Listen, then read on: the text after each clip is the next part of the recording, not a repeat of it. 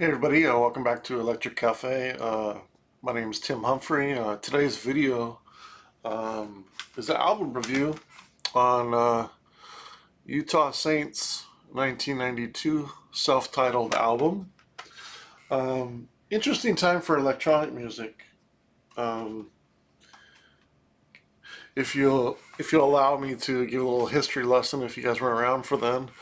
So around like 1990.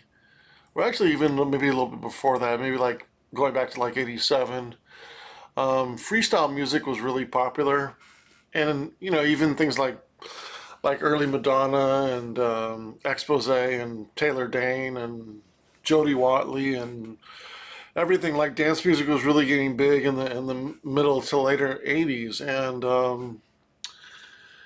of course, fast forward a couple of years to things like CC Music Factory or Snap, or there's so many like sort of like one hit wonders that were sort of dance music and other, and then also dance music got into other styles like house music got into R&B, and in a way sort of helped create New Jack Swing and influence R&B, and house music got into popular, into like into the charts, with like Lisa Stansfield or Crystal Waters, or what was that one? What I was thinking? Oh, I can't think of the track. Sings finally. Um, oh god, I can't remember who sings that. Finally. Anyway, there's so many songs like Black Box was huge. 1990, 91, 92. So electronic music and dance music was just getting into all different kinds of styles, and even in rock music. And of course, you had things like early. It was always kind of there with things like Skinny Puppy and even like Nine Inch Nails and things like that. But there was a sound kind of coming from UK, and it was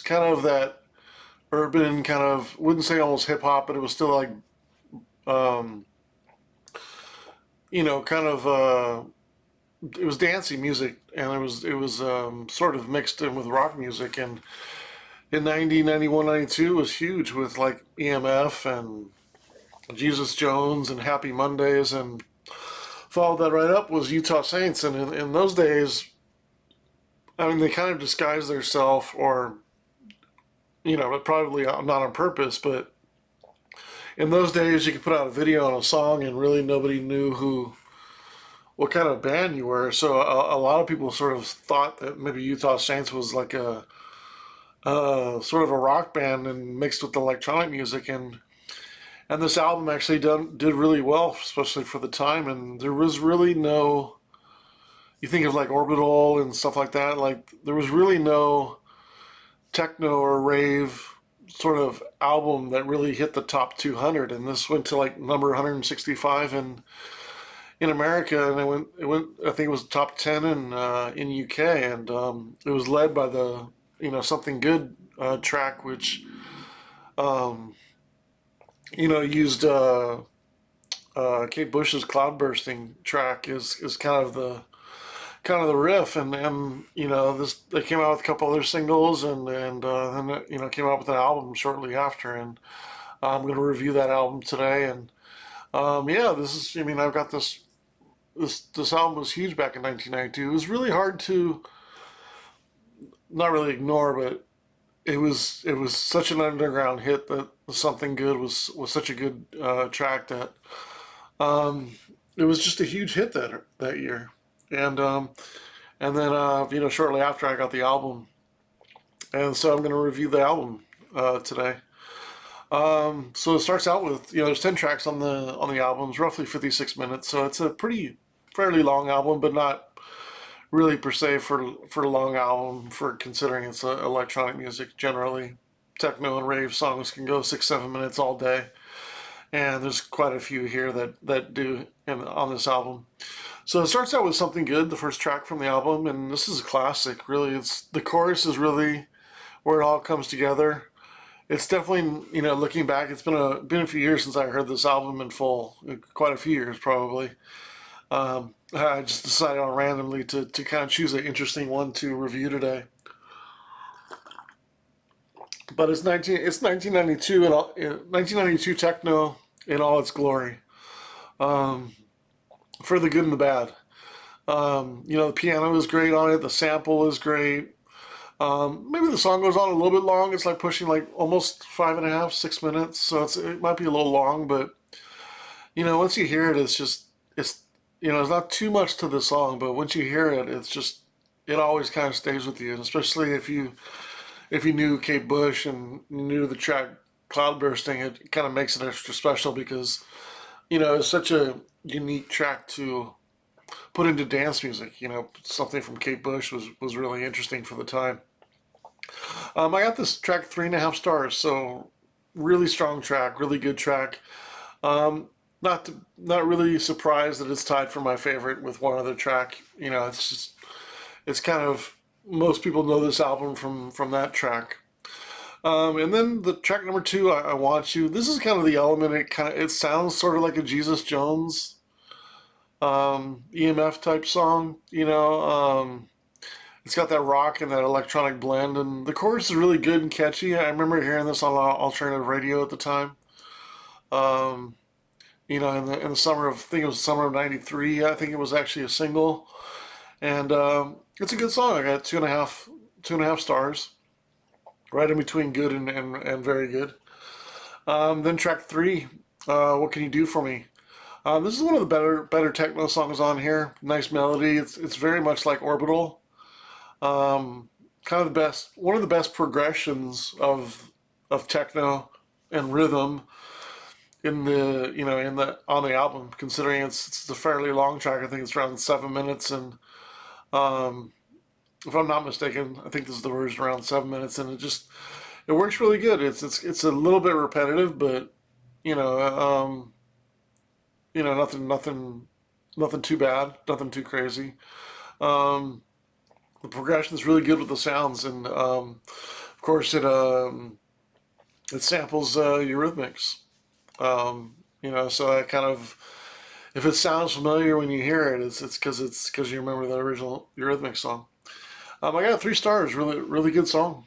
Then it goes to track number four called Soul Lucian, and basically it sounds like Enigma meets Strange Cargo. Um, I don't know if any of you people know Strange Cargo, but it's kind of it was William Orbit's solo project in the 80s and early 90s, and it kind of has that kind of ethnic, kind of loungy, kind of abstract feel, and then it sort of sounds like a little bit like Enigma. So, which doesn't surprise me because Enigma was pretty popular in 1990, 91, 92. So I'm not surprised that somebody is influenced by them and does an album, does a song by it. It's close to being a good song. It's just I couldn't really put it as good. It's not bad.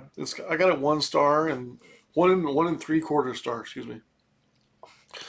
And then States of Mind, which is track five, so right in the middle of the album. Uh, Not a good song. Too long. Too boring. It was. I gave it a half star. I felt like there was something in there. It's kind of a tribal groove. It kind of It's not some bad songs, but it really goes nowhere, and I don't understand why it's like pushing 5.5 minutes. There's just not much going on there, and I get it, especially in 1992, it was hard for a band to fill up an album like this that was a techno band. I mean, unfortunately, they don't have too much ideas. Um, this isn't a fantastic CD by any stretch of the imagination, that's for sure. Um, it's just not a great song. Just a half star. Just really lackluster and not that great at all. Um, and you have an interesting track, another cover song. So I mean, there's a lot of covers, a lot of sampling in this album. This is back in the day when there was a lot of sampling in hip hop and electronic music. And here they cover New Gold Dream by Simple Minds, 81, 82, 83, 84. And it's a pretty good cover. It's not bad. It's good. I mean, it's nothing like the original.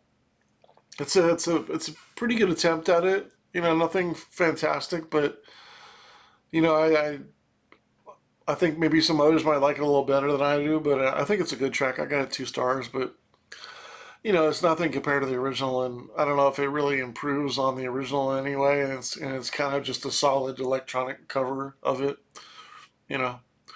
Um, and then track 7, Kinetic Synthetic. Um, this track is awful. I give it no stars. I couldn't even muster up. I couldn't even muster up anything that I liked about it. Honestly, no joke. It sounds like a poor keyboard demo. You know, like when you go into a keyboard room, you know, in the Guitar Center in 1982, and you probably hit demo, techno demo, and this is probably something like this would come up. It's just it's not good at all. It's awful. It's bad. It's really bad. Just move on. Track number 8, my mind must be free. This is also tied for my favorite song on the album. It's the most complete techno song on the album for me.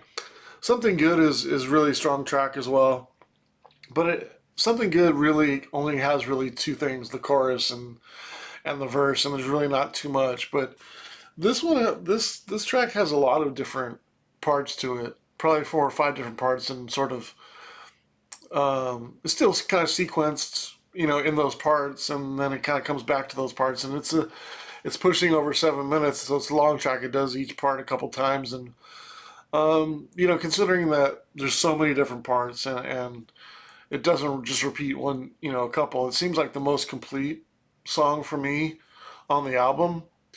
Um, the strings are really nice. The samples definitely has like rave feel to it. I got it 3.5 stars, so it's tied with Something Good for my favorite song on the album. Track number 9, Transatlantic Glide. Half star. I just put eh. And same thing with track 10, Too Much to Swallow. Eh, half star. Too rough cuts to end out the album. So kind of looking at the overall of the album, you know, there's some worthy moments on this album. You know, Something Good, What Can You Do For Me, My Mind Must Be Free, and some good covers. You know, New Gold Dream. Got a, you know, a good rock slash electronic music song, and I Want You, which goes over really well if you played it at a club or something like that. It's got a good retro sound to it. Um, you know, the production and the mixing's not bad. When I look at the opportunities, just some rough songs. Kind of running out of ideas, filling out an album, which is the normal issue of the day for a 1992 techno artist, in my opinion. I mean, there's not too many that could put together a full album in 1992 of electronic music, and these guys did it and tried to do it with a lot of covers. So, and they still couldn't do it. You know, kind of unfortunate, but you know, that's kind of the period of the time, and it was hard to find a techno artist in 1992 that was this popular, that did a worthwhile full album. There's really no reason to buy this album if you had the singles. I mean, there's 4 singles on it that were released in UK. It was Something Good, I Want You, What Can You Do For Me, and My Mind Must Be Free. Unless you want to hear the New Gold Dream cover, there's really no reason buying this album. You know, all 4 singles are the best song in the album. The rest of the I don't even think the rest of the album averages averages okay for me. Just not good.